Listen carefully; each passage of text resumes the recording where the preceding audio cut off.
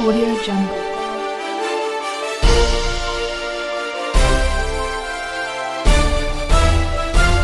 Audio Jungle. Done. News. वॻण में जमियत उलमा इस्लाम जे ज़िलई अॻुवाणनि मौलवी गुल मोहम्मद इनक़लाबी, कारी मोहम्मद उस्मान मुगेरी, पीर नजीउल्लाह ऐं ॿियनि पारां अंसारुल इस्लाम जे मरकज़ी सालार हाजी अब्दुल रज़ाक आबिद लाखे जो शानदार इस्तक़बाल कयो ऐं मथनि गुलनि जी वर्खा कई। उन मौक़े ते JUIS जी ज़ैली तंज़ीम अंसारुल इस्लाम जे मरकज़ी सालार हाजी अब्दुल रज़ाक आबिद लाखे ॿुधायो त कठपुतली सरकार घर भेड़ू थींदी, जेका पाकिस्तानी अवाम जी फतह आहे। इमरान न्याज़ी अवाम सां दोखो कयो ऐं कूड़ा ऐलान कया। महांगाई वधण सबबि ग़रीब तबिको पीसिजी रहियो आहे।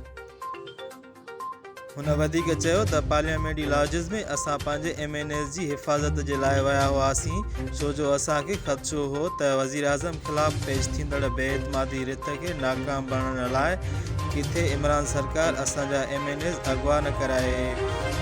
असांजी ताक़त ॾिसी इमरान ख़ान बौखलाहट जो शिकार थी वियो आहे, जंहिं असांखे ऐं असांजा MNS गिरफ़्तार कराया।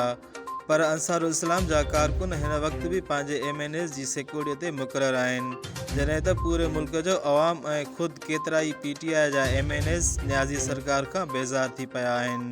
गुज़िश्ता ॿ ॾींहं अॻ में जेको जी तहरीक में MNS खे अगवा कयो वेंदो आहे, हफ़्से बेजा में रखियो वेंदो आहे, त उनजी सिक्योरिटी जे लाइ असांजा रज़ाकार पहुता, जंहिं ते इंतिज़ामिया में खलबली मची वई ऐं उन जूं नियतूं जेको आहे सो पधरी थी पियूं ऐं हुननि जेको आहे सो कार्रवाई कई ऐं लाजिस जी तक़दुस खे पायमाल कयो ऐं असांजा MNS खे पिणु गिरफ़्तार कयो, उन्हनि जे मथां तशदुद कयो, असांखे गिरफ़्तार कयो वियो।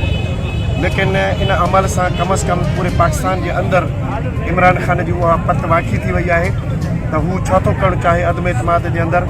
लेकिन असां वाज़े तौर ते उनखे ॿुधायूं था त अंसार इस्लाम प्री प्लानिंग जे तहत उते हींअर बि वेठी आहे, मौजूदु आहे ऐं हुननि खे कंहिं बि MNA खे अगवा करणु न ॾींदासीं।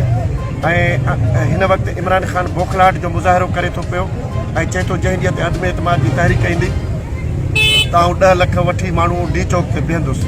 सो डी चौक ते उन जे बीहण सां हू वज़ीर आज़म जी कुर्सी खे नथो बचाए सघे, हू सिर्फ़ु पंहिंजा 172 माण्हू वठी अचे जेके हुनजा हामी आहिनि MNA ऐं उहे उन ते अची करे एतमाद कनि, इहो काफ़ी अथसि। लेकिन हिन वक़्तु उन जा ई माण्हू जॾहिं असांखे अरेस्ट में कयो वियो त ख़ुदि PTI जा बि MNA असां सां गॾु बीठा हुया ऐं उन्हनि इन चीज़ जी मुज़म्मत कई।